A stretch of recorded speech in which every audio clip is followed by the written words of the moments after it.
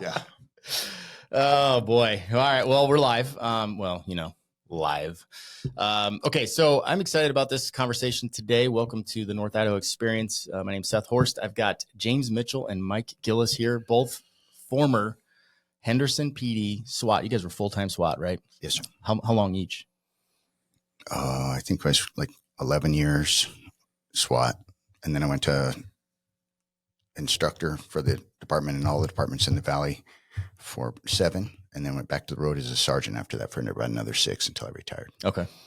I went a little different route. I tried to get on. You had to have a certain amount of time on. So volunteered for a couple of years and then got on as what we had an alternate program. So we had a part-time team, spent a few years on that. And then about 8 years on the full-time.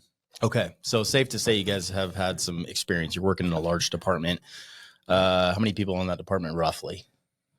About what, 450? 450, I believe. Yeah, that's pretty big. Probably more now. Yeah. But yeah. Population wise of Henderson, like 400, we said maybe. Yeah, it was at the time it was less than that, but it was one of the fastest growing cities in the country too. And then you're right next to Vegas, so yeah, which obviously we all know Vegas, huge population. Are you guys doing working together with Vegas Metro all the as well? time? Yeah. They had 2 to 3 teams. Northwest Vegas had 1 and we had 1. So altogether there were probably 4 to 5 teams in the Valley. I mean, everyone stayed pretty busy, but wherever obviously the crime would start and wherever it goes to. So if it went from, if it started in Henderson, then went into Vegas, we would go into Vegas and handle the search warrant for them. And if they were overstaffed and needed extra help, we always cross-trained with them. They were great guys. So we would either send bodies or a full team to work with them. I gotta say, like being full-time SWAT sounds pretty damn fun.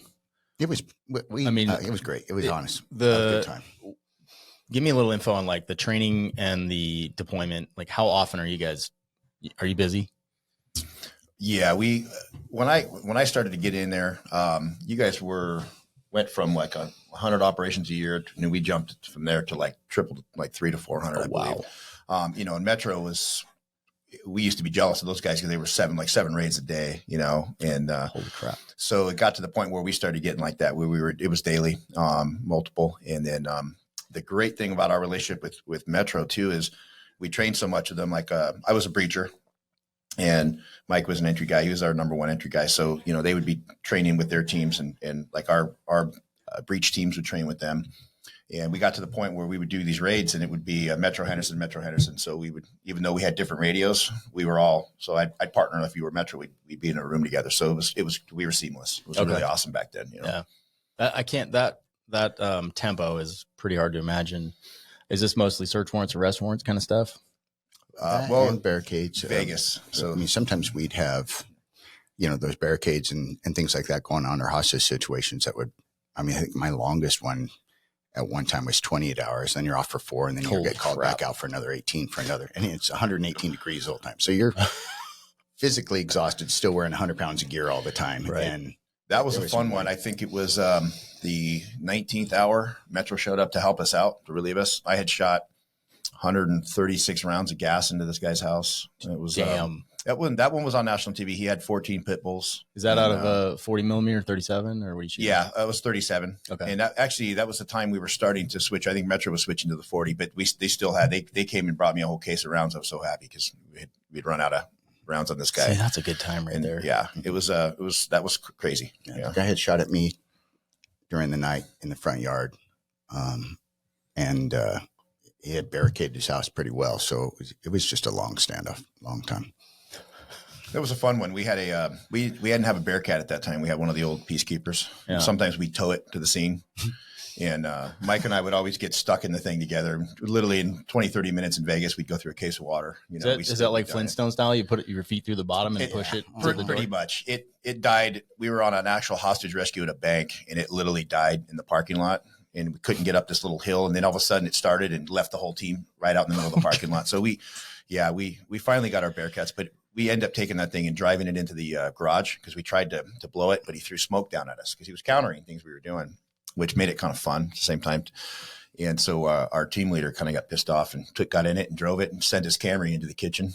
And no pit bulls were harmed in that operation. But there was 14 of them, and he took everything he had furniture wise and put it in the stairs. So there's no way we were getting entry. So that was an interesting one. How at the end of the thing they facilitated an assault up the back.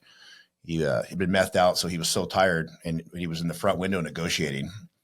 And it was funny because there'd been a green light, but he was waving a little flag, but he was so tired he wasn't thinking what was happening. And all of a sudden it clicked. He's like, "Uh-oh, I haven't been in the back for a while." Well, they'd already gone up through the ladder and were waiting for him in the living room. How'd that one end? Ended peacefully. He was hard to find because by the time we got in there, he had been hiding between the first and second levels of the houses. So that subfloor that's maybe 12 inches thick, he had pulled that up. So that's where he was hiding from. Tweakers are amazing. Yeah. If they would just harness that energy to useful things, they could rule the world. He had grenades. He had gasoline. I mean, he was ready to rock for a war. None of us figured it was going to end like that. We were glad it did, but we had taken the fire ladders. Of course, the fire guys were pissed at us after this, but we used their ladders and put explosive charges in different places and just blow a big hole. Just to we started Swiss cheese in the house. So we would kind of taken away rooms from them. And then we blew a hole in the lower one for a man size, an entry hole. And of course there was nothing in there except dogs. And they were 14 pips. Some holes need to be bigger for depending on some guys. Yes, that's true. See, your mom's been talking about me again, but it's a whole nother story. That's another podcast there. Oh man. So was he naked? No, he was in shorts. I remember. What's up with that? He was in shorts because I remember we had again so much CS gas. When you go through SWAT school, that's like one of the things a lot of guys hate. Is the CS gas because you get gassed. And oh yeah, we do it in this metal room that's a fire CS room. Sucks. Yeah, so they make you go through it. But we were so used to it. Well, when we brought him, Mike brings him out, hands him to me, so I'm taking him, and he was being an ass. So I toss him on the hill, and I remember I kind of fall into him. And I remember Mike goes like this, points up, and I look up and there's a news helicopter right there, so because I was about to, make sure he wasn't going to keep, fighting. And he had so much gas just on him because I had taken my mask off. My eyes started watering again. I could barely see. Yeah. So I was kind of laying on him and it's just more of like, cause I couldn't see him, but it was kind of funny. I don't think the general public realizes how many people are naked when you arrest them on an arrest warrant. I swear it's 80% of the search warrants or arrest warrants I went on, they're naked in the house, and I don't understand it. And there's always, proper term, sexual devices. Always. Then they're so filthy. Yep. They're like regular colored, like it could be orange at the base, but it goes all the way to black. Yeah. At the tip. That's it's like disturbing. Do you ever wash these things, or they just toss them in the corner? It's interesting Maybe they have the dog he with can them. give you those kind of express details. I remember seeing things, but Well, his eye would naturally be drawn to that, right? I was the first guy in, so it's things I was very observant. That's the rumor. So yeah. And Crown Royal bags, right? Yes. Like every car has those objects in it every time. Well, if you walked into a house or when we entered a house, if you saw a computer half taken apart and porn or sex toys, you're like, okay, there's drugs here. Yep. They seem to go hand in hand. Yep. I'm not sure call why. narcotics. And we were, 99 out of 100 times you were on, Yeah. Yeah. 100%. Have tactics changed now? Cause I know they were on our department as far as now people are doing surrounding call outs and not entries. Back in the old days, we actually did do a lot of just dynamic entries, but we had 3 different speeds: fast, dynamic, for mostly what you call HRT, hostage rescue technique, which is still going to be standard. If there's someone taken hostage, you're going to do what you got to do to take care of their situation. It's more dangerous. Then you have search warrant speed, which is a little bit slower, different technique to go into room to room. And then you're being a little bit more thorough as you're going through searching for somebody. And then you have your very slow, methodical. You could even mix a couple where you do a dynamic entry, then hold, then slowly go methodical from room to room, especially if somebody's hiding. I think there was one time I had a 38,000 square foot building I had to clear one time. And it was actually, it was actually on a Sunday NFL where and I didn't even like Brady at the time, but it was that Bills game where they were losing. Or not Bills. Who did he play for? Yeah, he did play for Patriots. Okay, the Patriots. I'm not a Patriots fan, but American Patriots, but not the football team. So just as the game starts, this call comes out, and sounds like a burglary. So my guys are just going on to go check it out, and all of a sudden I hear one of my guys. I see a guy in there. So okay, we lock it down. It's a 38,000 square foot like medical building. full of different doctors' offices and all of a sudden. So we finally get there and see the guy inside, but we can't get inside either because it's locked up. So we finally get some keys to go in there. And the football game had just started. And so I was hoping to be able to hear at least some of it during the day. But by That's the back time, when he could hear. yeah, back when I could hear. By the long story short, it took me probably 4 hours with 2 different dogs that we used, several different guys to clear this 3-story building twice. Because the first time we couldn't find him. The second time we went through it, and I'm going through so slow, and you're actually looking for anything that just could be out of place. And I saw something that was maybe an 1/8 of an inch by 1/8 of an inch piece of insulation on a chair. And I'm like, look up towards the ceiling, and it was just like aliens. I'm like, he's above us. And I'm like, oh, here we go.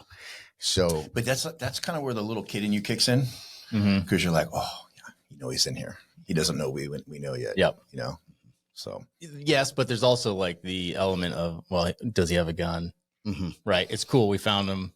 Are we about to get it's shot? kind of expected. Yeah. Because you've Right. been clearing the whole time. So you're, you know, you'll know when you find him, you know, depending on your clearing technique, whether he shoots at you or whether you're doing a good technique or not, and whether you can cut the pie, you know, sneak up on him, see something like he did. Right. there's all these 50-50. ceiling tiles. So you have to get up there through their ceiling tiles. So the first one's the worst. You're like, somebody's got to get up there, Right. put eyes in. Ugh. And that usually was me back in the day. But so then we end up going up there, and he was in an air conditioning vent, an industrial sized air conditioning vent, finally above an elevator shaft. So we finally found it. But by the time we get out, I'm all sweaty, tired, exhausted. Hey, how's that football game going? Oh, you didn't know, Britt? They were losing, and you know they told me maybe at halftime, and I'm like, oh, he's going to lose. Brady's going to lose, and come back out. I'm like, so what was the score? Oh, you should have seen it. He came back and won the game. I'm like, are you kidding me? Damn it! And now you guys have already told me, so I can't even watch it on replay and be excited about this stupid game. And this is in the middle of clearing the attic.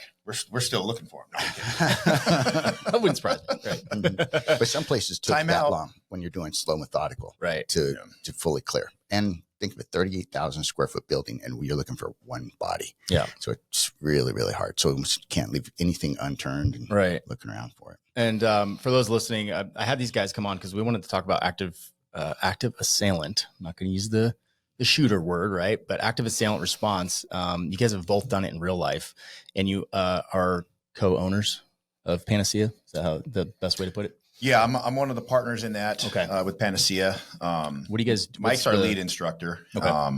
He's going to be in charge of like all the instructors coming in and training and all that.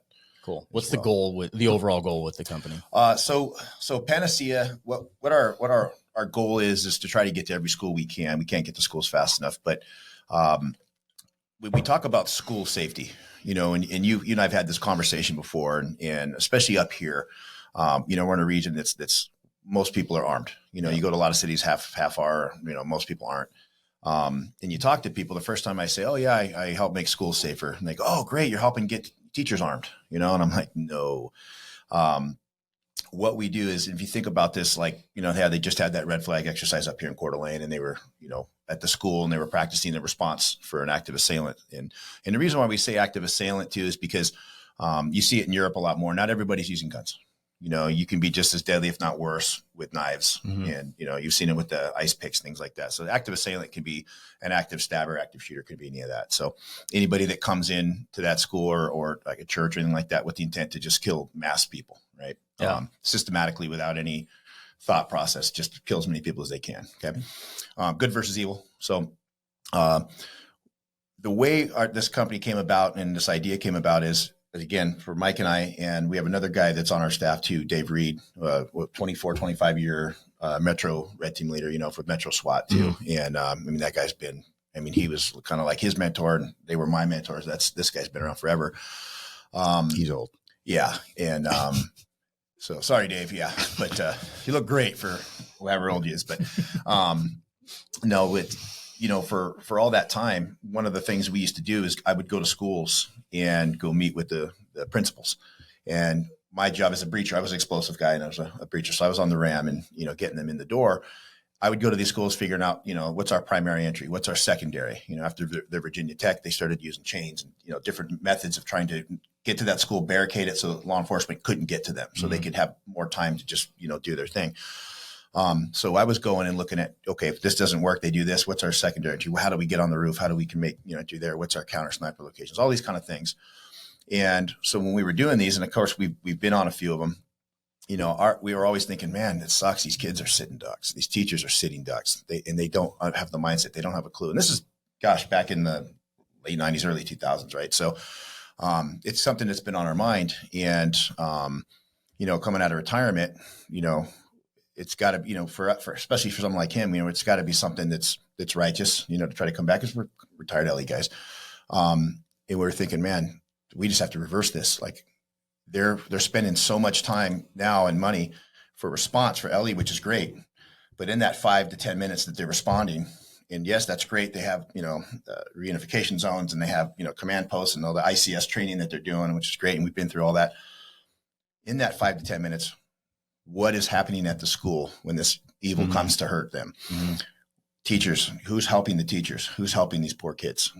Who's developing a plan for them? Who's teaching them the mindset of, one, how to avoid that, how to early detection, how to see someone coming onto their campus and be aware of it. And, whether it's just a transient looking for water or charging his phone, or if it's somebody that's casing the place, or somebody that comes to have, negative intent, we're finding that it's the mindset. Yeah. And they're just really unaware. They're very willing, and they're very happy to learn.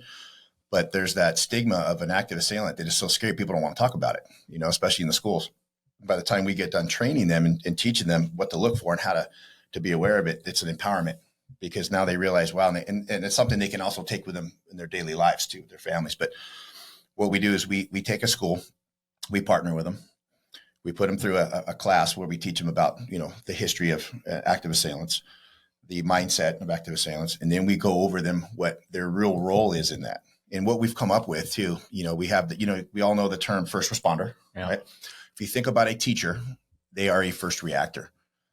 This is happening to them. They have no choice in it. They are reacting to something that's coming at them, and they're stuck in a location. They don't have the opportunity like you and I would if we were sitting here and something happened, where we can barricade, fight, or run. You've got some teachers have kindergartners, first graders, second graders. You can't just take off with 20, 30 kids. You got to protect them, right? You become that protector. So what we're developing is a layered approach. Not only are we helping them harden their facilities and develop that mindset, so now they're aware of who's coming on their campus, like an early warning, because we want them to see this happening outside the school, which buys time to lock down the school, right? And all schools know how to lock their schools down, but the way we teach them to lock down is a little differently. So if they can catch it, say something's going on in the parking lot, or someone's trying to approach the door and they see it and they go into a lockdown, imagine that entire school locking down. And at the same moment, every individual classroom starts to lock down. We've partnered with some companies that have really great devices to help barricade those rooms that, you can shoot through, and it's not going to help. It's not going to get through. But our goal is within 30 seconds to a minute that those hallways are clear and that the rooms are locked down. In every room, there's protocol going on that we teach. And we won't go into that here, but if your kid, let's say, is in their homeroom and they happen to be walking down a hallway and they're a couple halls over because they're going to lunch or they're going to a different room, and something were to happen, wherever they are, that teacher is going to help get them to a safe location, which is the classrooms. And that protocol in that room will be the same protocol in another room. And then they go into that lockdown procedure. The other side of that is we teach them how to communicate. So it's not just a faculty, it's a team. They're all on a radio. We teach them how to talk on the radio etiquette, the important things. They understand about the communication between 911, each other. They are basically giving real-time information to law enforcement as they respond. And as you guys know, Murphy's Law, if it's the shooter's on the southwest corner, we're going to show up on the northeast corner because we don't know. Right. Imagine a school that says, no, he's over here. He's walking this way. Here's what he's looking like, or she's looking like, or it's looking like. And they're walking eastbound, or they're going towards the 30 hall or whatever it is. How great is that for us? Because seconds are lives. So you get over there and you just shaved off 2 more minutes because you're arriving, and they've already got, the cameras on them. There's people that are communicating. You're getting up-to-date information. So the response time for PD is going to be awesome. So it's going to cut down them trying to have to find what's going on. They're also going to not have to worry about, kids running loose in the hallways and everything, because we've done all those training scenarios. We've had it where we've had 100 role players in there, and it's chaos. because now and nobody wants to try to take a shot like that with a bunch of kids running around. Right. We're responsible for everything in our round. So they get there, it's going to be great. The devices that we use are great because it cuts down on the time. If they need to pass doors to get to that person, they're going to have real-time information where that person's at. They're going to be able to get there and neutralize that threat. So I have a question. Do you have a hard time? And I've taught, as like a volunteer level on my kids' schools and a few other schools. And I've noticed it's a real eye-opening for teachers. Like, do you have a hard time getting them to shift that mindset, right? As a teacher, especially with little kids, you want to be, a warm, welcoming, happy environment. You don't want to freak the kids out. So these teachers are they don't have the mindset of, a warrior mindset, right? Right. Do you have a hard time getting them to adopt that? Well, obviously, yes, because at first they're not even thinking of these scenarios. Mm-hmm. But what the whole thing is scenario-based training. So we're giving them a classroom and we're talking about what's going on. Then we're actually taking them on during the courses to come in and actively give everybody a turn in different scenarios. So then they've already started their mindset thinking about it. So we've told them about what active assailant is and what to expect. And that, we're explaining that you imagine there could be something set on fire. There's smoke. You're going to hear smoke alarms. You're going to probably have sprinklers going off. You're going to have children screaming. You're going to have people around you screaming. You're going to see carnage. All this crazy stuff is going to be going on. So at least then they're putting this in their mind for the first time ever, thinking of it in a mindset. Then you're actually taking them through these scenario-based training and you're giving them tools to actually use for when this comes up. And that's the best training to have, just even as we all got as police officers. Yeah. We had that in the academy. The academy was instruction. Then we had actually, training with another officer. And the whole time we're doing stuff, he's talking you through this. And obviously if it's an emergency, he's going to yell at you and tell you to move and get out of the way. But as much as you can, they're going to try to let you do these things. And as long as you don't get hurt, and go ahead and make a mistake and learn from it.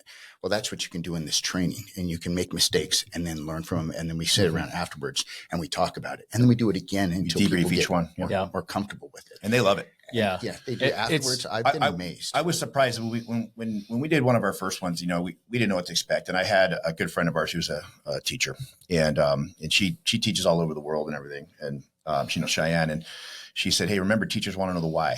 So yeah, you guys have great pedigrees and you guys have experience, but even teachers, and my mom was a 37-year teacher. So I also have a heart for that too, as well, for them. But, there were times when, as soon as we taught that class, they want to know, well, why is this, and I felt like saying, because we've got 70 years of experience between the three of us, just do what we're saying, but we get it because knowing the why gives you a little bit more confidence. And with a teacher, when they know why they need to do it, they'll figure out the best way to do it in their way. Right. For example, would be, we don't go and teach the kids. That's the teacher's job. And you remember when we were kids, like I grew up in Southern California way back in the day. Earthquake drills. I couldn't wait I always got in trouble because we were under the table, and that's when we could talk with our buddies next to it. Right. And then you got to go out in the field, and, you got to go out in the playground for a little bit, but it was fun, but you had a good time with it. But when an earthquake happened in California, you didn't even think about it. You got under that table and you were good to go. You were ready, prepared. So, we teach them to do their lockdown drills, to do it exactly how we train in the class. However, they can have fun with it. So if you guys want to make it fun with them, that's all you need to do, because it will be an intense situation. But if you do it right and the school locks down right and PD responds accordingly and correctly, and they get in, these kids may not even hear or see any of that kind of stuff. They'll be in that classroom when it's all over. They'll just come out and go, "What happened?" It's like a fire drill for them. Yeah. Yeah. So what we've discovered is the more we share with them about mindset, they love it. Because again, like I said, now they go to the market, they pull into a parking lot, they're looking around at cars and seeing who's sitting in a car, right? Basic mindset awareness that most cops have that we don't even think about. You go to a movie theater, they're looking at exits. You go to a mall, hey, what's the second way to get out of here? If something were to happen, where am I taking my kids? What am I doing? I'm not going to just start running with everybody else. I'm going to stop, think for a minute, take cover, and then make, assess and then make a plan. Don't stop and park next to the creepy van. Yeah, exactly. Right. Because most people are doing what? They're pulling in and they're in their phones, figuring out what they're going to do, or who's texting them at that moment. You're creating the mental pathway and the physical pathway. So they have a plan when something happens. And it's super important. By the way, if you're out there listening, stick around, because we're going to talk about some real life scenarios that these two guys were involved in, that are rather, I don't know, gruesome, but shocking. So if you have kids out there, just be warned, because you both responded to the Route 91 massacre in some capacity. And I do want to talk about that. We'll circle back to that. But so in my department, I was it was laser at the time, law enforcement, active shooter, emergency response. So I was part of a team, and we would go and teach classes to other cops. Mm-hmm. And even seeing that, I was often surprised at first of how quickly you put them in a scenario and they'd fall apart, even as cops. But then, you run through a few more scenarios, and now they're picking it up and they're working as a team. They're building confidence. Yes. So it's like, I could see how valuable it is in that capacity. So to have a teacher go through that and then go through it, a couple of times and win the day at the end and build their confidence. And now they have a plan. It's super empowering. I think what was for me as an instructor in that, and just, one of the guys who kind of recreated this program, like the Alice was the federal program, it's like the book's that thick and no one remembers what it is, but we simplified it. But at the end of that class, we had teachers literally in tears, but smiling because they felt so good from where they started and how scared they were. And they were literally shaking, because we were talking about it, because we show videos, videos of wins and even back from Columbine, we give them the videos and stuff to show them, hey, this is really what it really looks like. We want to take that stigma out of there, but we also want to show them, hey, no one's saying that this is 100% guaranteed, but you have a chance, and you have a great chance of surviving this and coming out on top of this and keeping your kids safe. So at the end, when they would speak, it's amazing to see kind of the change in them with a little bit of mindset training, a little bit of confidence and common sense, that you're like, okay, this isn't as bad, because people don't know. You don't know what you don't know. Mm-hmm. And that's what we do. We come in and we teach them that mindset. The nice thing about what we do too is, again, like there's some companies that go out there and they teach when they're out. Well, it's a perishable skill, right? If you don't go to the range, you don't go shoot. Mm-hmm. You haven't shot in a couple of years. Don't expect to hit that buck at 700 yards, right? I mean, it's perishable, everything you do. So we partner with those schools, and we have multiple classes. Like I said, we do that first class with a little bit of the scenario-based training at the end. The second one is all advanced and more scenarios and scenarios and scenarios. The teachers are the students and the teacher. We'll pick a teacher center. You're the teacher. The rest of you put on vest. You guys are students. And what they get to do is they help that teacher. So if a teacher's forgetting a couple steps or forgetting to do something, they can kind of help them out, because these teachers are also their partners in this as a team. So it's kind of a team. Let them be a team effort. So we won't say anything. If the teacher's not doing something, someone will give them a little hint, like, oh yeah, do this too. Turn your phone down, whatever it might be. Yeah. Right? And then we start, every time we do a scenario, it gets just a little bit more intensity in it. And we'll have a guy start walking around, and they'll start calling out where he's at, what he's doing. He may just be somebody doing something. It might turn into a lockdown, right? Yeah. We let them decide how to do that, when they do that. And it's great to see them change. And now they kind of take over as a team, and it's really cool. And we teach them even on the radio, if someone's talking really fast, because we all had that guy in the department. There was always one guy that would talk like a 3-year-old girl, super fast. Oh yeah. And then you always had the guy that he'd talk normal like us, and he gets on the radio and he's like, hey, he thinks he's like, that's the guy to be right there, right? Yeah. But we want that, right? You want that slow. So that, we teach them, like, if someone is yelling on the radio, hey, slow down, calm down. What do you have? Spit them marbles out of your mouth. Yeah. Because think about it. Someone gets on that radio, every teacher in every classroom is listening. So even if a guy is on one side of the school, the other people know where they're at. But if you're starting to move a certain way, those other classrooms can be prepared, like, okay, that guy's coming towards us. Yeah. Quiet the kids, things like that. That's hugely important. It is. And in, I think where it really comes in, what we do and what really changes what we do is, I talked about that layered approach. We are now, and Dave, our other instructors, set it up too, where we're doing what we call a watchdog, or a parent on patrol program, a POP program. And it's a lot of schools in Vegas do that. So you got grandparents, moms, dads that have some time, uncles, aunts, and they volunteer. And so they come either in the morning as school's coming in to help, ingress, egress with cars, buses, and getting students there. You have them during the day where they're kind of walking around, checking perimeters, making sure the doors are shut, right? Mm-hmm. No one's walking around in there, because, teachers are doing that, but teachers are also focused on their kids. Or we teach the faculty to have a couple of teachers that can, or just faculty to make sure they're doing those checks. And then you have them at after school, right? Because after school is another time when kids are vulnerable, because they go outside and they're not having the luxury of being into a locked school. So that parent on patrol program is awesome. We do a parent night. So we meet with the parents. We let them know, hey, these teachers are being trained. This is their protocol. This is their role. We teach them about being first reactors and understanding the teacher's role. We help them, and we usually will have a law enforcement representative, if we can, come and also speak. But we explain to them the role of PD, the role of EMS, and what's going to happen on these scenes. That, again, we're in a place where we have a lot of dads that are ex-military, ex-cops, and everybody's like, I'll go and handle it, right? And I'm the same way, the same thought process that was happening to my kid. But in this situation, that's all, you're going to come to a locked school. Mm. Know that your teachers are doing their thing, that it's locked down, that PD is responding fast. There's a plan. They're already there. You're going to get in the way. Matter of fact, you might become a victim yourself, right? That, hey, there's going to be a reunification zone. That is where your role is going to be needed. I know that's hard for a parent, but it is a necessary thing, because a mom or a dad showing up in the parking lot is only complicating the situation. That's like an officer arriving, or heading to a code 3 call and goes and gets himself in an accident. Yeah. I'm no good to you now, because he's having to send guys to me because I'm hurt and you're still, in a fight. Right. Yeah. So same mindset. So we get with the parents, which helps that relationship between the parents and the school. So at least they know there's a plan. Whether or not they decide to still do that, that's up to the parent, but hopefully they'll go. Then we said, you actually have a role when you get to that reunification zone to help when the kids do come. They're going to need help, because, sometimes there's going to be kids, maybe parents aren't there yet. They're going to be scared after this whole incident because they're going to be moved over by law enforcement. Yeah. We also teach the teachers what to expect when PD arrives. We go over the role of law enforcement, how they are going to treat you guys, when you come out. It's not always going to be kid gloves and everything. It's because they don't know yet, and usually it's going to be after the secondary through clears and everything, and they feel like it's safe. But understand that their role, what they're doing and why they're doing it and how that works. And it could be hours in the school. So one classroom might be out in 20 minutes. Another classroom might be there for 2 hours. So they have an expectation of what could happen. They also understand the PD role, which really helps that relationship. And, the goal would be to have the liaison from PD, explained to them so that they know that school does understand that.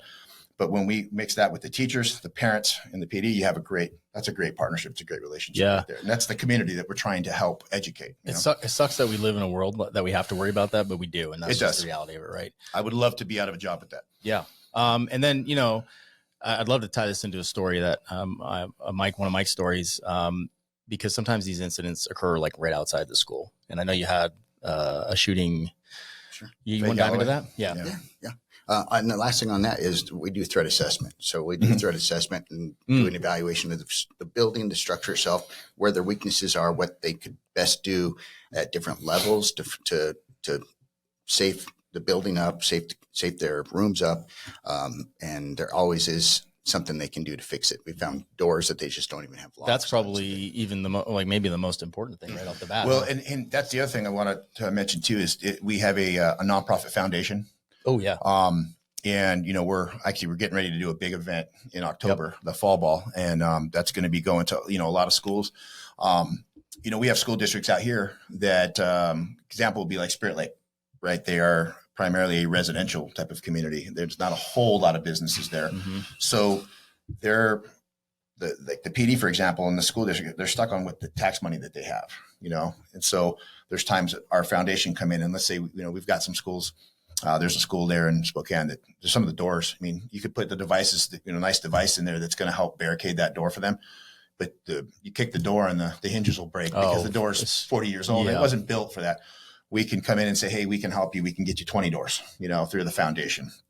And so that is a great avenue for us and our company to help these schools out and departments as well. Because we're, if there's a department that needs some help with some equipment or things like that, because it's part of their community. So we really, truly want to partner with the departments, the school districts, and the neighborhoods in there. And that foundation gives us that way of doing it. That we otherwise would just be, okay, well, let us know if you can, if you guys get the financing, let us know. Right.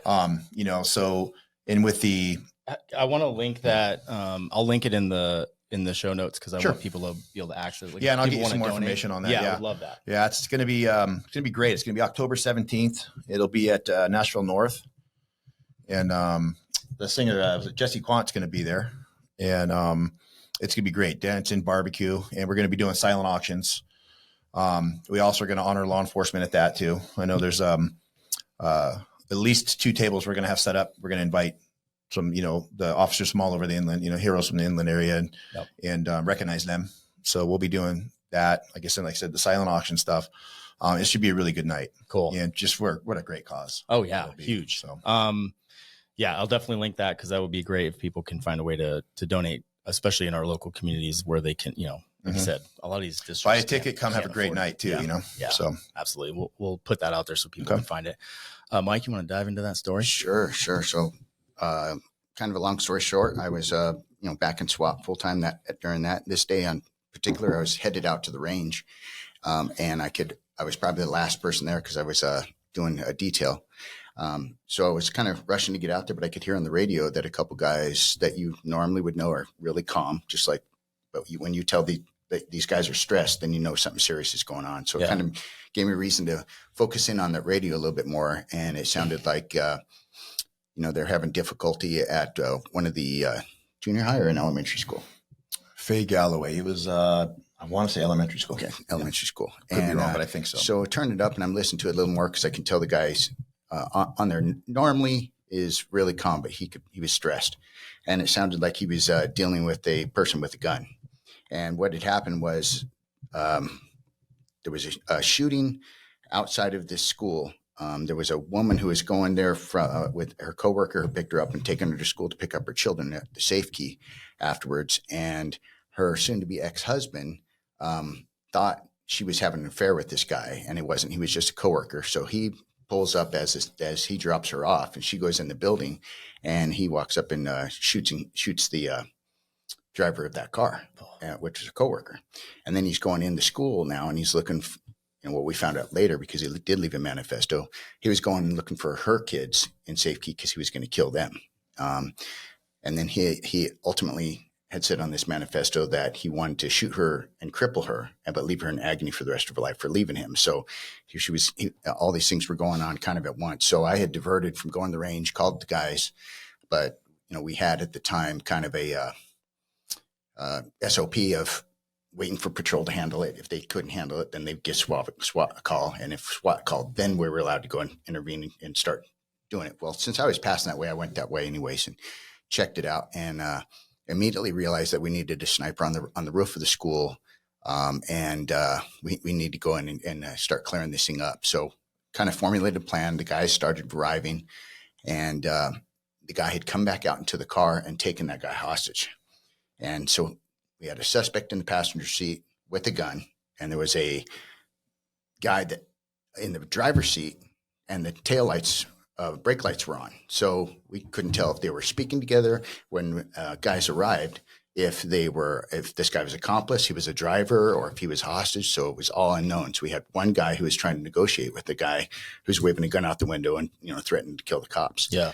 And you've got kids in the school at the moment? Yes. Safe, okay. They're safe. So it goes from this active assailant situation, and then this guy runs out as patrol's starting to arrive and to clear the school. But now he comes out the side, goes into this car of a guy that he's already shot. Okay. So it turns now into a barricade. Okay. But again, where we have barricades and you have active assailants, where there's one, there's probably two. Right. So we're planned for that. So there could be somebody still in the school. So now we're trying to make an effort to clear the school, handle the hostage situation, trying to figure out what's going on. So, we've all trained in either airplane assaults, boat assaults, bus assaults, vehicle assaults, all different types of techniques. So this one was, okay, let's set up for a vehicle assault. And so you get a situation like this. I mean, you've already done it in training, right? Mm-hmm. It's pretty rare. You know what I mean? I never had that call but I never trained for that either. But so I think most patrol guys would have been like, oh shit, like, how do I handle that? But you've already done it. Yes. In training. In training many times. And so fortunately it was just one of those, hey, pick which technique we need out of one of the pockets. Yep. And this is the one we're setting up for. So we have the guys all getting set up with another vehicle behind it in the technique. And at that time we were getting ready to go. And then we had obviously administrators at the time said, hold off. Let me get there. I want to figure out what's going on. And they don't want to give you this technical green light that right. Everyone thinks you need. Mostly, I think it's federal agencies need green lights, but they're trying to slow it down from this situation. But the guys are realizing, hey, we need to either act right because it's a hostage or it's a guy with a gun right there and there's children around and this guy might be an accomplice too. So we're going to both treat them the same when we get up to the windows of that car, regardless. And if we find out one's a hostage, then we can we can switch techniques up for that guy. Mhm. But we definitely know the guy in the passenger seat has a gun. And so went on for a little bit, and they tried to negotiate with him a little bit. The same officers that was dealing with him was one of our hostage negotiators anyway. So he was just negotiating, and things were just not working out. He just kept on waving the gun, and we're not sure. Yeah. The thing that did confuse us was because of the brake lights. So we're Right. like, man, is that guy just sitting there talking to the guy in the driver's seat or what? Because we couldn't see movement. And I got snipers on the roof at that point. They couldn't see down through the windshield perfectly because of the way the sun was setting, right? So they're just, their view is not perfect. They're like, we don't have the shot. And so the decision was made, go ahead and it's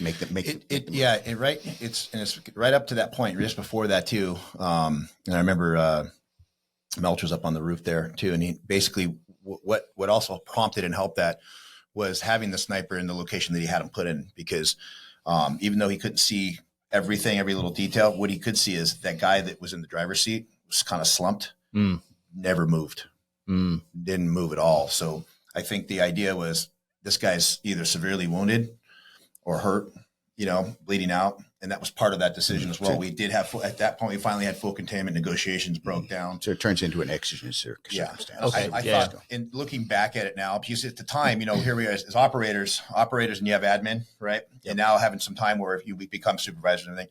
At the time, it was frustrating, but you look back at it, it wasn't a bad thing to slow it down a little bit because we did have the containment. However, the unknown with this guy. So I thought the information, why communication is so important, right? Between your line guys and your admin. It's so important that you train and that admin's aware of training, that they're doing and how they work. Because so many departments, the admin doesn't understand the protocols that their TAC teams are doing. Mm-hmm. And when you send your TAC team, you should know, because who's going to help them? No one's helping them, right? If they can't get it done. It's things that we've even seen lately in the news that there's a lot of administrators probably have never even gone out and seen what their people are capable of doing. Yeah. Right. So it's so important, so the fact that what we just saw happen here, it was great. I know Sheriff Norris is out there with them and talking about it. And I mean, that's fantastic, because that's what administrators should be doing. They should be, whether you were a cop earlier in your career and you did all that, within a few years, you can lose sight of everything. You can forget. That, right. Forget where we come from, kind of thing. So in that situation, I think and I remember, because when we were showing up, they were getting ready, because there was for their tactic, they had a certain amount of guys that were going to actually make the assault. And the rest of us were obviously positioned because we got done clearing school. It was cool because that information from the sniper was so important, because he could see that, hey, this guy's either dead or severely injured and we need to get to him. So now it's about his life, and now we're making this hostage rescue. It now becomes a hostage rescue, is what it is, basically vehicle assault. But that's where it came from. So just wanted to add that in there. Okay. So I mean, obviously I was up front, number one guy, and I just reminded everybody, since I was also the trainer for our team, repeating to everybody real quick. Remember your number one. I mean, 1, 2, 3, 4, 5, 6, 7, 8 positions. What everyone's position is, and what they were reminding them what their areas of responsibility are. And I said, okay, I probably won't turn around and talk to anybody anymore, because I'm going to just get ready for this. And I had an AR-15 M4, and I was having problems getting it loaded. I kind of was just not taking my magazine right. So at that time, I was just like, hey, this isn't working. I'm just going to go toss it. So I switched to handguns. Mm-hmm. And so said, obviously took a second, said a quick prayer. The execution call was made. Just execute. Didn't mean to actually go up and do that. Just means go, right? Just means go. And then just a formal turns. And so obviously, as we're going up there, the guy has plenty of time to make decisions of what he wants to do. He could either have his hands up and give up and survive and live, or he can. It's all determines into what the suspect's actions at that point. Did he know you were walking up on that side? Could he see you in the mirror? Distraction. We did a distraction device. We used a distraction to get up there, and it was starting to get dark. And we had obviously light coverage from other cars behind it to try to protect us as much as possible. But by the time I got up to that passenger side window, and I had a breacher next to me who was going to break the window if he needed to, but it was down. He had already tilted the seat far back and laying back in the car, so you couldn't see him coming up until I was actually right to the 90 degree, almost between the A and B post of the vehicle. Oh yeah, okay. And looking down as I come up and as I'm walking and going by, he's already got a Beretta 92 FS pointing right at me. And I could have told you that was the type of gun. what color it was, looking right down the barrel. Because he's literally like this. Yeah, so he's like leaning way back. So I had to look down and see him in there, and I see him already pointing at it, and he's pushing it out towards me.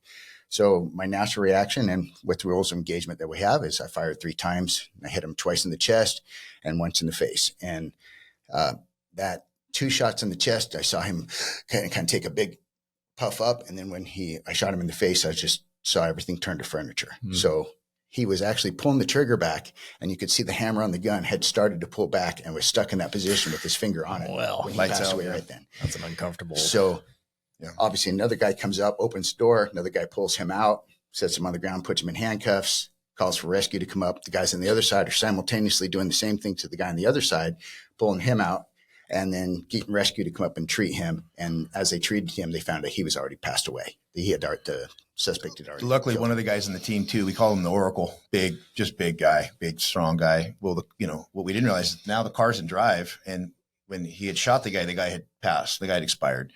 We didn't know. But so he'd been dead for a while. He'd been dead for a while, but he died with his foot on the brake, which is why the brake lights. But as soon as that happened, this guy comes up and he's basically holding the car because it's in drive. So they're trying to get it in there. And I'm glad it was the Oracle, And because we're at that point, we're all trying to come and support because they got the car moving and everything and getting people out of there. And, but that was quick. I had video of it, and there was 2 guys across the street. We called it the Beavis and Butthead video because they were like, oh, here they go, and they just shot him. But we actually were able to get that video. And so I had it, and it was in evidence for a long time. I'm probably still there. I don't have the video any longer, but it just was like within just maybe 2 seconds, all those 3 shots went off. It just was pop, pop, pop. And then we cleared the car. And then I remember afterwards, waiting for the investigators to come up and do everything. And then they told me that I'd only fired 2 rounds. And I was like, I fired 3. So there was a little bit of a disagreement there on what happened. But on the autopsy, it had found that I had shot him twice in the heart and once up through the nose hole. And there was that's why they couldn't find there was no entrance wound to the head. But they did on the autopsy find that the bullet was still up in his brain. And had stopped him right there. So did was that your first shooting? That was my first. Okay. What like walking up on that car? I mean, you've done that plenty of times. Like, how do you maintain your heart rate? I guess I want to touch on that a little bit. Like, you know what? It was everything was real calm. It's one of those weird things that they say athletes find, and I've talked to a lot of guys in shootings and stuff like that everything slowed down for me. That's why at that split second, I could have told you, I'm looking down the barrel of a Beretta 92 FS, and it turned out to be one of those Italian remake models of what the Beretta was, but it was identical to it. And that's why I had so many details that I remembered, because everything for me just slowed down. And that's why I could shoot those 3 times compared to his not even getting 1 round off, or maybe almost getting 1 round off. And after several other shootings, it kept on happening, and excited situations where that goes. And it's kind of just one of those things that they talk about later on that just happens for some people. It slows things down. So I could notice something kind of funny. I'll throw some humor into this part too. So being his brother-in-law. Yeah. Yeah, you can. Yeah, go for it. That's fine. This is Mike 30 seconds before an HRT for running. Pee break. So something kind of funny with Mike on this too. And he couldn't hear if I was saying it anyway, so it doesn't matter. But being his brother-in-law, once when it happens, we don't think about it. But afterwards, he was very calm. And so back then they changed the protocols. But back then they were trying to isolate him away from everybody else. So I could stand up, so go sit in the car and go over there. Right. I remember that. And I remember walking over in the homicide guy, and they changed out the homicide detective and protocols later because Mike almost beat him up. So same with me. And we almost got in trouble for that because he was just being ridiculous.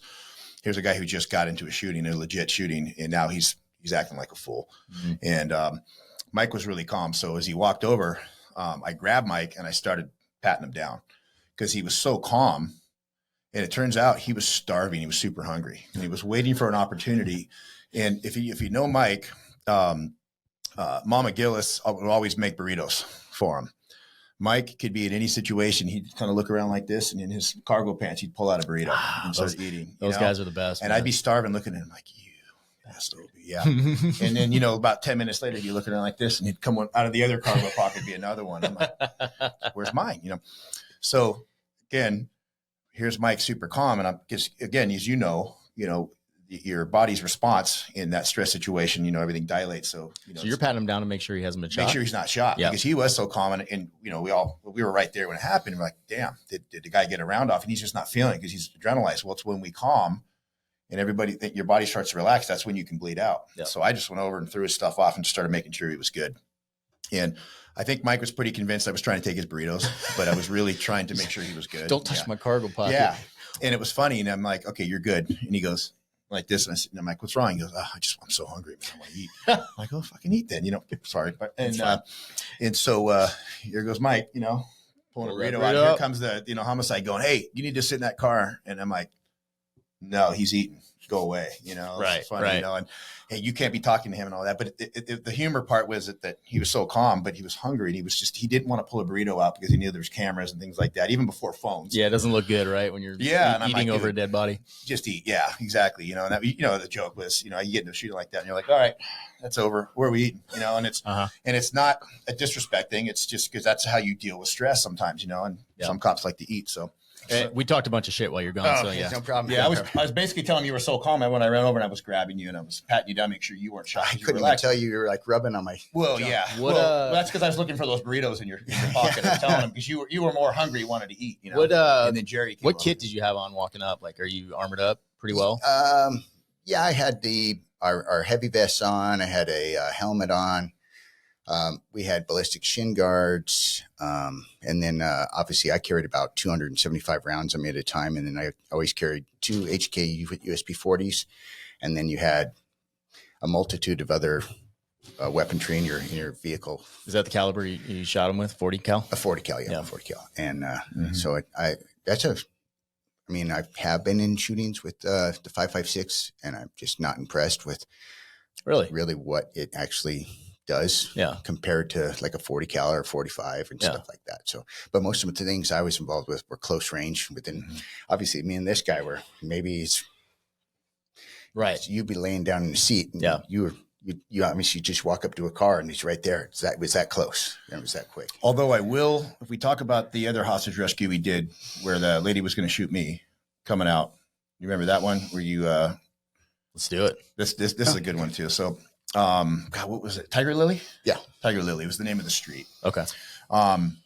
So basically we get a call from patrol and I end up being one of the first ones on that one and just setting up and getting the team set up. Patrol had gotten a call, lady that was tired of her husband and she was going to kill him and holding him hostage. He's upstairs sleeping and I'm going to go up and I'm going to kill him. And so they were, we got the house surrounded and they were talking to her. So we finally, the whole team arrives, we get there and assess it and go, okay, this is legit. This isn't her just talking like she's got her gun and she's, talking about it. So SWAT sets up and as a breach unit, we're starting to build a charge for the door. We're always going to go put a charge just in case we can't ram it. We can hit that door. We want to make sure that door is going to open. And when we go, we need to go. Right. And so the way we're set up, the way the house is set up, we were actually able to set ourselves up right at the garage right there. And then it's one where the door is inland and you got to come out the door and then you go where the garage is at. So the garage is in front of the house kind of. So we were able to use that as, like a shield. So our couple of guys are building the charges and Mike and a couple other guys come up, they take a knee and then there's BP and I. BP's focusing on the left and I'm focusing up over the garage, the windows over the garage and everybody's got their location. So no one's, everybody's just focusing on their thing. Mike and one of the other guys are focusing on the door. And they had heard her say something like, hello. And she was in and out of opening the door, kind of cracking it and yelling, and what happened, there was a big, the way it was when she first walked out, you couldn't see there was a bush. And of course, Murphy's Law, right? Murphy loves cops. So if anything can go wrong at that second. And I remember being up there and looking over going, hey, where are we at with the charge? And they go, 1 minute. And we were going to put that charge, blow it and go because it was already like, hey, she's already said she's going to do it. So as we do that, well, at that time, he leans over to the other guy who I think was on a 37, Kirk Moore. Yeah. So Kirk's on the 37 and they just happen to look at each other like, hey, here's what Mike's saying. Here's the move. Here's what we're going to do when we go. Well, at that point, she comes out and she's got her Glock and she's walking straight out like this. I'm like this. And I remember seeing out of the corner of my eye going, oh shit. And these two, and I can see their heads facing each other like that. And before I could even start to turn, he's like this and he's got his 5.56 and he just one arm, just, reactionary. Yeah. And next thing, it's like the movies. Like you see her go like this and she goes flying backwards. And then the team went. We went upstairs. The guy was sleeping with like earmuffs and a thing. He never knew it was even happening. Oh, wow. He never knew he was going to get taken. Yeah, because we went rushing up there. But it's funny, we can talk about it now, but our sergeant, as the team goes, most of us had to step right over her to go, you know, and what we didn't know is he got one shot, hit the spleen. The other one went right down the side of the Glock, took off her thumb. Oh, so it was a pretty legit, yeah. You know, as far as that makes it easy when there's no arguing that, right? Yeah, there's She's no pointing arguing, at you. Mm-hmm. Yeah. And we're just like, okay, that's the luck of Gilly right there, you know? And it's one of those afterwards, I was kind of like, I was here to go, not good. Uh-huh. And then all of a sudden you see her going back, you know, and I remember in my mind going, God, that's just like the movies, you know, as we're moving. And so what we didn't know is as we're going up and clearing the house and securing the guy, our sergeant's dragging her out. Actually, I drove her out. Is that you? Yeah. Okay. So this guy did. So he's dragging her and yelling, why did you try to shoot our officers? It was so funny. And everybody in the neighborhood, that's all they ever heard, you know? And they were like, why did that lady try to, you know, how stupid. It was just funny. But, you know, the timing of that and, you know, you look at the round that he did and that was just reactionary. Right. It wasn't intentional. Right. Yeah, I wish I could. You should for try the to claim plan it, on yeah. shooting it, but What, did she survive that one? yeah. Yeah. She walked around with a bag for a long time. I think she was in a colostomy bag. She lost a thumb and one of her breasts or something like that. And that, but I actually had green tips in my gun, so it was super hot. Oh, so yeah. too fast. But that's what probably all the shrapnel from the Glock itself is what went through and caused more damage because of the green tips went through real quick. And what I had actually done is I was looking down, leaning over because she was sending a dog out after us. So I leaned over to the guy next to me and I didn't even have a gun in my hand. I was just like leaned to him. I said, you got your 37 millimeter for the dog, which we don't want to have to kill somebody's dog. But if we hit it, maybe it'll take off and run. Yeah. And just as I leaned over to do that, I remember seeing her just running out of the house with that Glock towards these guys. And so all anyone heard from me from there was, I guess I didn't even remember saying it, but I heard everyone said, all I said was, oh shit. Mm-hmm. And I stood up and jumped in front of these guys. And at that time I flung the machine gun sideways and took two single round shots in full auto, and they both hit her. And the first round hit that gun. So wish I could take credit for it, but I wasn't even aiming. That's a lot of trust because I just remember being here. Yeah. Knowing he was going to handle it. But I just remember we all saw her because she came out so fast. And I remember they had a split second of the same thing. I said the same thing. Oh shit. You know, like, because I was exposed. And the next thing you know, it was over quickly. But that's the key, right? Like that's the key about, trust with your team and knowing your area of responsibility and then knowing that someone's going to have your back. Yeah. Yeah. That was the ultimate thing right there, you know? So. Yeah, but she did. And that's why I think she did fly back as well, was because of hitting the Glock and all the shrapnel came off. So all those pieces was what made her actually do that. Because in real life, people don't go flying like in the movies, but that with all those pieces hitting her kind of made it turn into a shrapnel injury and then pushed her back. Because I remember I was going to fire a third shot. I fired boom, boom. And then I came up for the third shot, which would be stand defensive response, 2 to the right body, 1 to the head. And in the corner of my eye, I could see pieces of this gun flying out of her hand. So I lowered back down and didn't fire that last round. And then I remember her kind of sitting there and looking at me like, she goes, and she said, you shot me. And I'm like, that's what happens when you point a gun at a cop. You point a gun at us. And then I picked her up and drug her down the driveway to get medical. That was after the entire team stepped over her or stepped on her. Probably. Yeah. We had to get. I'm just wondering if she has a good relationship with her husband now, or if it's made it worse. I heard she actually cooperates with the police a lot. She's very cooperative. You know, we believe in community and partnering with our citizens. So thumbs up to that story. We really usually like to do it in a peaceful way with coffee, but it was one way that it did. So I don't know. So she brings cookies down every year now to the department? Yes, but we don't eat them. Yeah. Probably a good idea. Can we dive into the Route 91 story a little bit? Sure. I got some questions about that, and maybe you guys can answer them. Maybe not. I don't know. Sure. It'd be fun to talk about. Yeah. I mean, it's not a fun story. Obviously, it's horrible. Can you guys give the background for those that I mentioned that and they don't know what that means? Route 91 Festival was a large mix of country bands that came to Las Vegas, kind of like that Love concert where it's in Chicago and different places. So it was a few 100,000 people went to an arena across the street from the Mandalay Bay, probably about 300-400 yards from the tower of Mandalay Bay. And it was just a packed arena full of people. Guess what a guy had been doing over the past week to maybe 2 weeks before? He had been bringing up an arsenal of guns up and down through the maids' elevators, because he was dating, I guess, one of the supervisors in maid service at the time, so he knew how to get around that way, which is not unbelievable, because if you just go down the stairwells, there's usually an elevator back there, and it doesn't take a key to go up. So anyone could figure that out. Okay. So that's most likely how he got his weapons up there. But he had 2 rooms in this suite, and he had a crow's nest with all high-powered weapons and sniper rifles. And the other room, he had all his 5.56 rounds and assault rifles. So he had also filled a car full of tantamite and explosives and put it across the street where the helicopter pads and jet fuel tanks were, which would have been where we would have responded immediately first, because that's where across the street from a big substation was. And so as he believed as people would respond, then he could hit those tanks and hit this car. Oh, that tannerite, yeah. That would be a big one. Yeah. So that was his overall plan, besides taking out people at the concert while it was going on. So he had all that in place so he could continue to keep shooting. Thing that screwed it up was in 1978, the MGM fire made up most of the casinos. After that, they had a strict rule of, better windows, better ventilation, everything like that, so people can survive in fires in case something happens up there. So these windows, he had a glass cutter, and he went to cut the windows, but couldn't break the glass.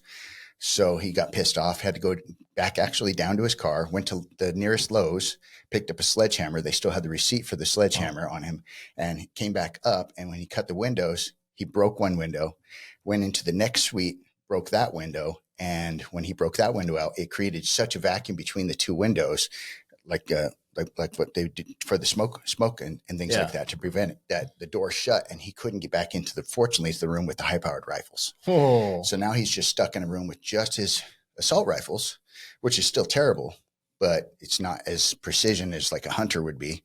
And so he got pissed at that point, and he had already screwed his door shut with longer screws and put a pin camera in the door in case someone was trying to get in. And he just started lobbing tracer rounds down into the concert area. But when he had come back from Lowe's, the parking spaces over there by the tanks, and where he had a visual for his car, were all filled up, so he couldn't park his car over there either. So that was another huge fortunate possibility for advantage for us when as first responders. So we didn't have to deal with that and the high powered rifles. Right. Interesting too. The suite that he had about 2 weeks before that, my wife and I had a friend that worked there and got us a suite there. And these suites are massive. And if you ever seen the Mandalay Bay, you see like when the boxing matches, they show the Mandalay Bay, it's the entire width of that whole wing, the suite. It's massive. It's like 2,000 square feet. And back then we got for like $99. So it was kind of a cool thing. Wow. Right? It was so big. Just like, wow, we could hold like Super Bowl party here, have like 30, 40 people. I was your brother-in-law. I didn't even get a call. Didn't get the invite? Yeah, I didn't get an invite. Wow, that's hurtful. Yeah, that's messed up. I mean, dick. Yeah. Well, you don't put out as much. So anyways, interestingly enough, the suite that we were in, we actually, if we would have been there that day, it was two floors above, but we would have been able to look right down on them. Oh, wow. But it's a massive suite like this. The guy could move all over the place and have a view of the entire strip down there, plus the whole Route 91 concert. So it wasn't like he just had one little window. Mm-hmm. It was huge. It was a huge suite. So, yeah. So you get the call. So actually I got a personal call, and that was going on. And so immediately I text, my squad was the closest area to it. So I told my guys, hey, just drop everything you're doing. There's an active assailant at the Mandalay Bay. We're going to go meet at a rally point. We're going to head out that way. Kind of did ask permission to a watch commander lieutenant at the time. And he's like, no, don't do anything. And so kind of turned the radio off, acted like, hey, didn't hear that command, and told my guys, we're going to go meet. That's the right We're move. taking off. Yeah. And so we end up meeting up, grabbing some gear, and guys are jumping in the pack on the way out there. And we all just had this conga line of police cars showing up at one time. That must have been chaos. What did they call that? Because you were that sergeant, so was I. Every squad, every day shift, swing shift, and graveyard had one of the squads in the different area commands. One was specifically trained to go, and usually they'd have a sergeant that had a lot of TAC experience, because at that time we were out of SWAT. We were both patrol sergeants. What would they call? What was that called? You were part of that, the response that would help Metro. There was a term for it. Oh yeah, but I don't.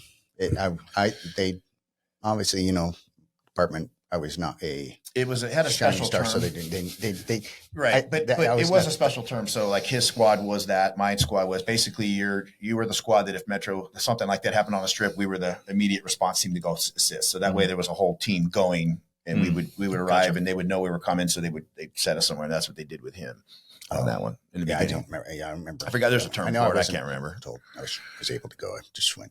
Yeah, but as most guys did. So of course, right? We ended up going down there, and I remember one kid sitting next to me at the stoplight as we're pulling in, and he turns his helmet sideways towards Mandalay Bay. But because at the time, now the information we have, we just understand that there's multiple snipers, there's multiple people shot, there's multiple people coming out of their blood all over them, the ones that could leave. So we just thought there were snipers, and the intel we had, there were snipers on every rooftop, and this was just like a terrorist incident. So we were there just to take out terrorists and stop everything. But there was just people were leaving the concert and going to different casinos, and they were going in there, and then the casinos are calling up saying there was somebody shot right outside. People are running in, go, I've been shot. They've been shot. Yeah, There's 500 people shot, so massive of mistaken information all over the place. So, long story short, another team ended up going to that floor because they didn't even know what floor he was on in. That'd be so hard to figure out. Mandalay Bay. And, of course, everyone wants to think, well, can't you just shoot back up at where he's shooting at? But if you think of rounds, they're going to arc. Yeah. So you could aim at floor 57, but you might be hitting floor 34. Yeah. So there's no way to be able to return your fire right there. And this, obviously, they have sniper teams, which they do have sniper teams now after this incident at the casinos. So that's what happened. And we just got our assignment of what area and we need to go and handle and take care of. And we just locked places down. And then immediately after we got a little bit of information, all cell traffic went down, all radio traffic went down. We couldn't get out on anything. So it was hours and hours of no intel. And how long was he actively shooting up there? Do we know? It was just probably just under 15 minutes, I'm thinking. Okay. Which is an eternity. But you got to think about it in knowing that, because we would drive by that place all the time, and that thing's a parking lot now. But being up there and looking down, it's people like, God, how did he do so many people like that? Here's the thing. You take an inexperienced person he's got drums and he's just popping rounds. It's shooting fish in a barrel. Yeah, what it was. That's horrible. I can't imagine. People had no chances. And they didn't try to run, just like we saw in the videos this week of what happened. Yeah. They stayed in place or they just kind of hunker down. And these bullets are just coming in. There were Metro officers that were down in the concert that they were calling out that there were shooters, multiple shooters in the concert. So they were looking down the ground, trying to find where the ground, guys were. And I got a call from him. He's like, hey, the whole strip's under attack. We're clearing the Bellagio. Love you. That's a hell of a call to get, right? Yeah. And I remember my wife at the time comes in and she's crying and she's like, look what's happening. And I'm getting blown up. And so I'm calling my guys saying, hey, rally up. And we're a graveyard shift at the point. So we're not even supposed to be on for another few hours. And I'm like, rally up, we're going in. So I call our dispatch and said, hey, what's the plan? And they said, okay, we were getting ready to call you. You guys are second wave. Second wave. And I'm getting a call from the strips in a sec. So for a short period of time, we thought, holy crap, this is it. This is the big attack, right? And they're hitting it up because, again, if you know anything about the strip, the Mandalay Bay is on the end of the strips on the side. When you first come into Vegas there on the south side, if you're coming in from California, well, all the way down to downtown, there were people just jumping in the back of trucks, people getting in cars, taxis, just getting the heck out of there. So they were dumping off at, MGM or New York, and anywhere they were staying. So multiple casinos within minutes are getting people coming in shot. So they're activating all their armed guards and everybody's saying, hey, there's an active shooter. So they think it's going on in every casino thinks that they have one in there. And so there was a little bit of chaos. So, I think there was even at a point where LA County sheriffs were mobilizing to come help because, initially to come help us. So they have their choppers, the Sikorsky's, and I ran into a chief and talked to him and they were mobilizing their guys. Well, they had actually come out for the concert, a bunch of them, and several of them got shot in the concert. There was several off-duty law enforcement guys from, say, California, and all over the place, but were killed and paralyzed in that situation too. There were some serious heroes in there. There was one Metro officer that went back in 3 or 4 times after rescuing people. And he was killed like the 3rd or 4th time. And, you know, they talk about it, but I mean, it's sad is that nobody knew where it was coming from. That'd be the worst part, right? Yeah. Like, what do you, Yeah. So, you know, that was a crazy incident. It goes from, you know, this complete terrorist attack, you know, state sponsored thing. That's what it seems like, to this one guy, you know? So I think that was really hard for all of us to kind of comprehend, like, how could that happen? Yeah. We were at like condition red pretty much all night. And I mean, we literally we're looking in trash cans. People we're getting out of there so much that people are leaving suitcases behind. So now every suitcase is a possible IED. Oh yeah, of course. And everything. So now we're treating everything like, and you can't call bomb squad because they're all busy. So we're kind of, they're like, hey, Sarge, got this suitcase over here. I'm like, okay, you guys back away. I'll check it out. Make sure it's stuff. And it's just, it was chaos. And then on top of that, as being neighbors with them, obviously we want to send them as many people as we could, but we also had to protect Henderson, because like, how do we know they're not, because we got casinos in Henderson as well. So then now we're, you know, worrying about that.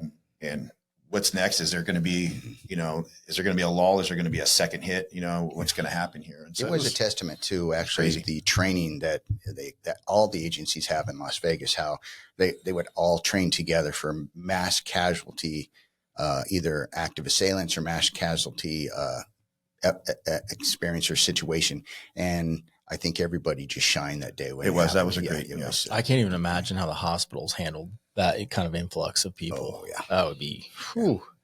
Did either of you get into the room at any point? No, I don't know.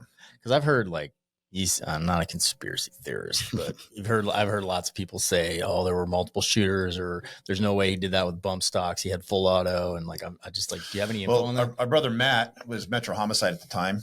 So that might be a better podcast one day when we get him up here. Yeah. He can tell that story a lot of his stuff ended up disappearing and stuff like that. And a lot of things, I understand that they're, you know, the conspiracy theorists, things of it. And I believe that there's a lot of times more to the eye that we, you know, more going on than what we see. But I did speak with some guys who were in the know, and it was pretty much they're pretty positive he worked by himself. Although I did see some crazy videos that made you kind of go, worked alone.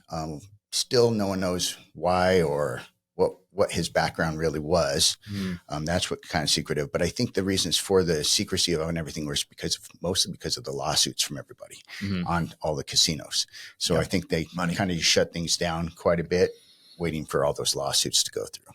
And that's still going, some of them? You know, I've been retired now 6 years, and so I don't know. Yeah. I don't know. So, you know, it's, you know, you still hear about Harrison Klebold, you know, from the original one, you know, that happened, and you don't hear much about him, so it's kind of weird. You know what I mean, it's just the way that some of the investigation went.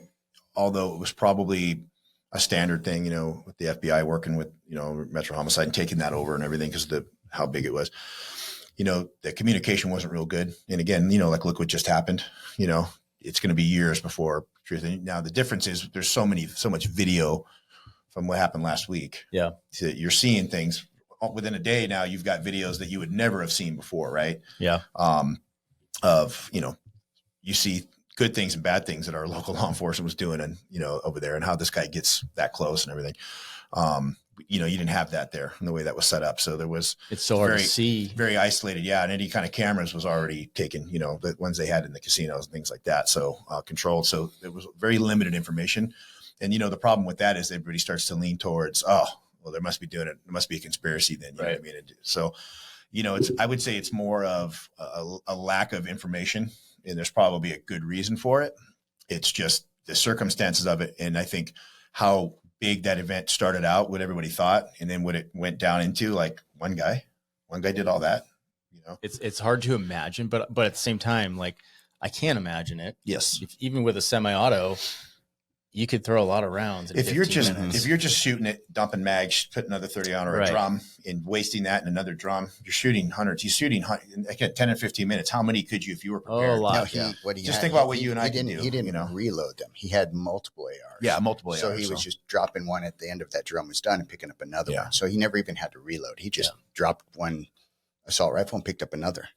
Did he end up killing himself? I can't remember. Yeah. He actually shot, but they were outside the door, working on the door, and he shot through the door, hit his security guard, And then the Metro team that was there was having some problems getting in. Obviously, they used an explosive device and got in because he had drilled the door shut, and then everyone went in. But as I believe what was explained was as they were making entry, he shot himself.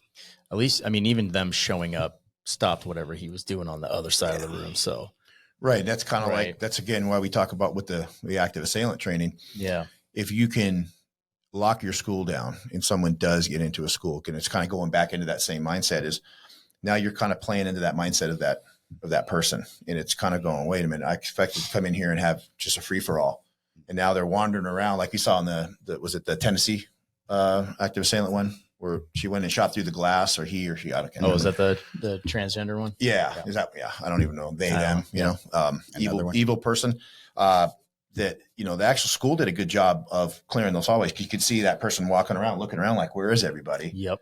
Had they hardened the facility, and what people don't know is that person had gone to another school. It was, there was people looking around and made that determination. The school's, hardened, and where I'm not going to get what I need to do in here at the school. This won't happen here. So knew that there was another school that person had gone to, and it was like wide open. Like there was kids playing in that playground that had no idea she walked in. And then when shot through the glass, just dropped the glass and walked right in, I think that's a key detail, right? Yeah. Like these people, they're not like terrorists. They're not soldiers. They're cowards. Mm-hmm. They're cowards. Yeah. And they're going to take the path of least resistance, and they're going to take the cowardly way, whatever that is. So, I mean, that thankfully, because were they actual warriors, it would be a different thing. But, right. But yeah, they're going to follow the path of least resistance. They want their 15 minutes of fame. And unfortunately, the media gives it to them by putting their name out there. And to them, that in the end, unfortunately, all of us don't think, how is that a success for you? You're dead. Yeah. And you've killed people. That's such an unhonorable thing. You've crossed people know my name now. And it's like, now you're a coward forever. Like, why would you want to be known for that? Mental illness. It is mental illness. Yeah. It is. And it's good. To me, it's good versus evil, when I look at what we're doing, we want to prepare that school for if it is somebody that had some experience, some training. We want to make that, because most people, even with that, they haven't lived a life of being a breacher and understanding how to really, really breach stuff. So simply shooting through a door or trying to that's why we have these devices made it we can shoot them. But none of that does good, right? So we've had schools that wanted us to just really up armor their school, but didn't want any training. Mm-hmm. And I look at that as the same. And it's funny, our chief operations guy had the greatest quote on. He goes, that's like putting a screen door on a submarine. You have this $1 billion submarine, but you got a screen on it. So as soon as you put it in water, it just sinks, right? So, and we've actually had a school in Vegas do that one time where they said, oh, we've got a dad he's a patrol guy, and he's going to put the teachers through a CCW class. That was his idea, like when they'll teach them that. So they spent a lot of money on arming the school, and we got, $30,000-$40,000 in security film and all these beautiful gates and everything. So I go by about 3 weeks later, because I was like, okay, well, at least you're getting some training. That's great. I go by 3 weeks later, I open the gate, walk right in, walk down the hall, walk right in the door, and start talking to the VP. And she's looking at me like, and I said, yeah, all your stuff's on. Like I said, that training went well, huh? And I said, I came to look at the stuff that we'd put in to make sure. And I said, cool. So as soon as you guys actually lock your facilities, you'll be a lot safer, Right. But I walked right in. So again, that layered approach, it does no good if you're going to spend some money to fix your doors, secure your windows. If you're not aware, you don't have that mindset awareness, and you don't see the threat coming, the last thing you want to do is be sitting in a room and somebody walks into your door like that. Right. And you have no warning, because now you don't know how to lock down, right? It's the same thing with our country. If we don't have a ability of early warning, how do we protect ourselves, right? So that's why we look at that approach from the school grounds down to locking the school down to the individual classroom. And it's. What are your thoughts on arming teachers? That's a big topic right now. Well, do you want me to lie? You want my honest opinion? I want the honest opinion. Well, I'll start with this. Both of us have been instructors.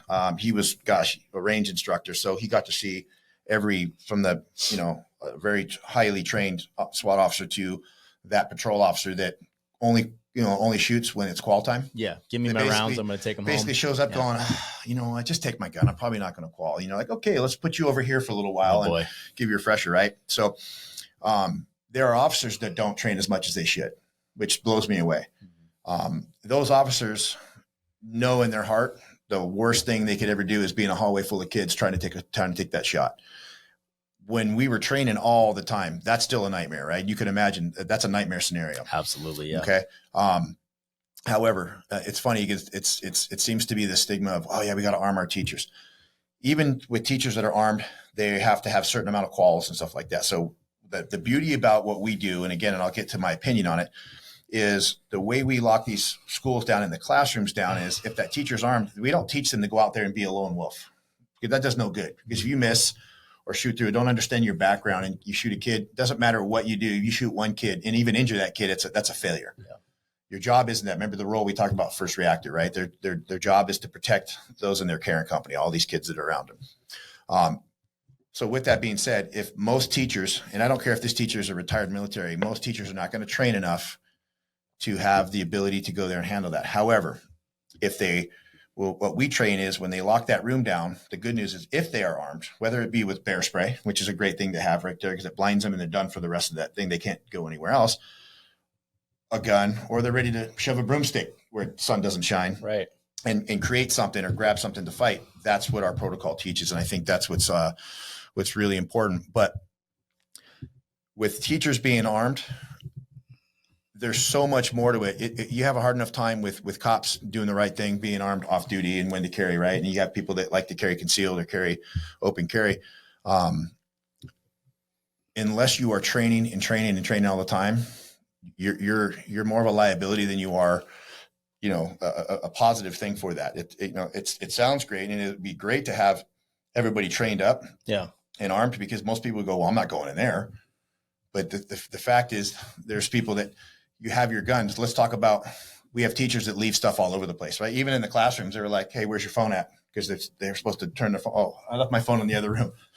Well, what are you going to do with your gun? Do you have a gun safe? Because that has to be either on you or many issues, right? We've had cops that, you get a call and going, hey, your cop left their gun in the toilet, and they put it up on the thing, I had officers on my squad going, hey, did you leave something? I had a trainee do that one time. So, they left it in the stall at McDonald's. And you can't make that mistake in a school. You just can't that's the thing, right? So you imagine that happening. What would happen if one teacher did that and a kid shot another kid or shot themselves or did something? That argument would be gone. Yeah. That's a decade of no one teachers, So, and think about what politically would happen with that. So there's so much potential for liability that I really shy against it. Now, if a school says, hey, we have teachers that are armed. Okay, great.